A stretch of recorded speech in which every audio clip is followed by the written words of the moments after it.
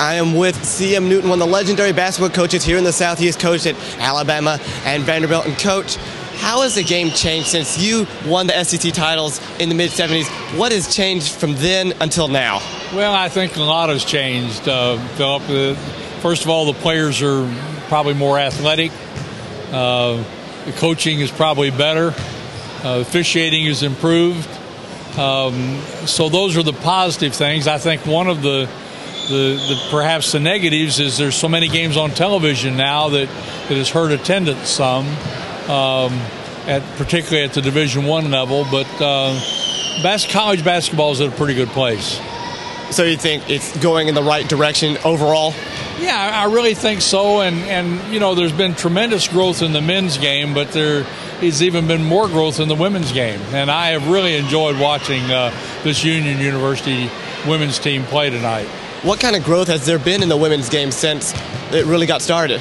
Well, you know, with Title IX, it's crazy that it took a federal law to get us to do what's right, and that is to give girls and women the same opportunity as men and boys to play a sport.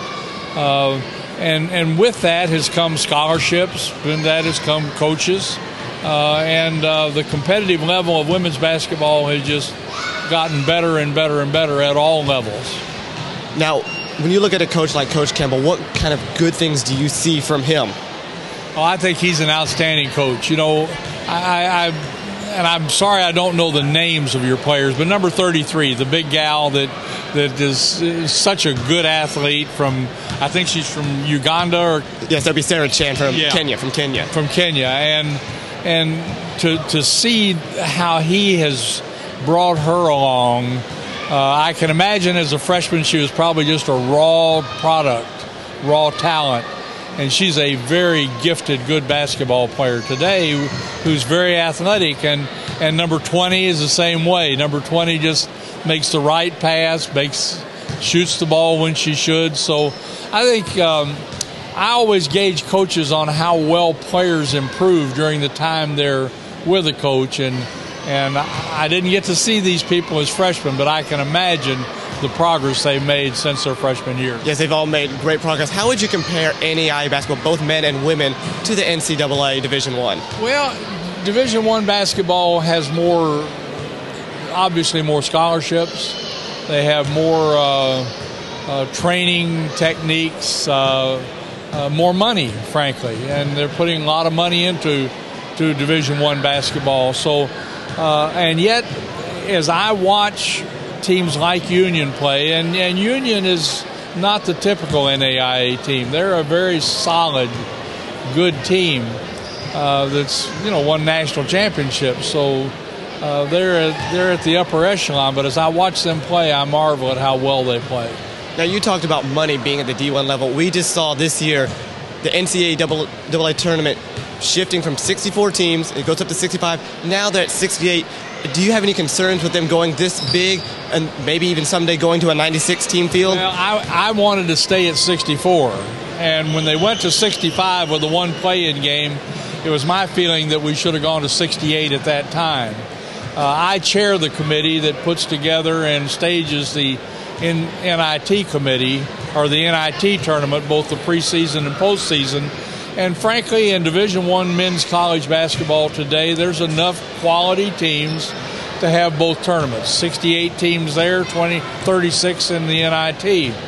And there are that many deserving teams out of the 300 and roughly 20 teams. They're probably the 98 teams that deserve to go. Now, I was very much in opposition to the NCAA tournament going to 98 because I think that waters the field down too much. Now, we've seen in the last few years so many players coming in, playing just 1 year in NCAA, and then going to the NBA. Some have done well, but some have struggled. Do you think the NCAA should make a rule saying you have to be in 2 years or 3 years? It's really not an NCAA issue. I would love to see us make a rule like baseball has, that if you want to sign right out of high school, you sign out of high school, but if you come to college, you got to stay through your junior year. I would love to see us have that, but that's an NBA and a Players Association issue, not an NCAA issue. We can't dictate that. That has to be done by the NBA and by the NBA Players Association, and that's part of what they're in negotiations with right now as they look at the future of their organization. It does them no good to have these one-and-doners, in my opinion. So it's an NBA thing, communicating with NCAA. How often do they have to meet to enforce these and make new rules like this? You know, unfortunately, the NBA kind of is the gorilla in the house. They do as they please. The Players Association is the other gorilla, and the NCAA doesn't have a whole lot to say about it, unfortunately. Finally, as a coach at Alabama, Dr. Dockery, our president here at Union, was one of your managers. What were some of the memories you've had with him?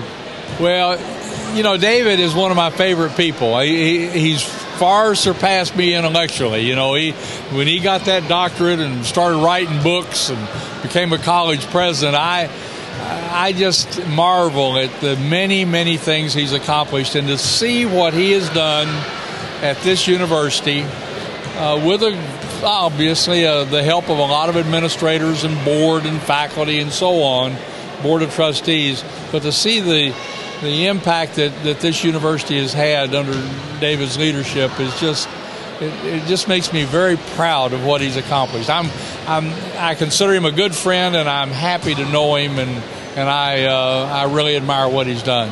Coach Noonan, it's a pleasure to have you with us. Thank you for coming on, and we'll be back in a moment with more Bulldog basketball. Stay with us.